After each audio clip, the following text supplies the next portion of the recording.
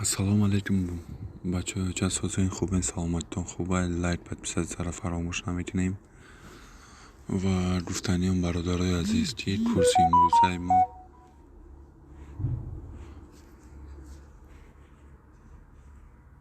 امروزه ما برادرای عزیز امروز 14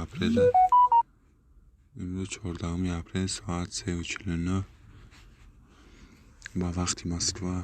کورسی امروزه ما برادرای عزیز بانک ملی تاجیکستان 1000 روبل 155 سومون، بانک خط 1000 روبل 153. چقدر که میبینیم بعد عبید کورس کمتر خسته بالا و اولین بانک مالیوی خورد 1000 روبل 146 سومون. الف بانک 1000 روبل 153 سومون، کورس خسته 4 سومون. سپیتامین بانک 1000 روبل 121 سومون. هوما 1000 روبل 149 سومون.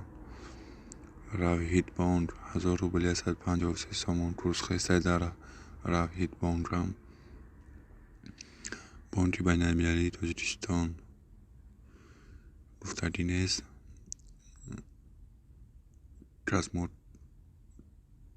کامرت بانک هم گفتگی نیست. دیگر داشتم برادر عزیز با شما معلومه روسی یورو همش فقط подписать سر فراموش نکنین. پاند کنین ویدیو را، با ویدیو را انتظار شدین ویدیوی نو.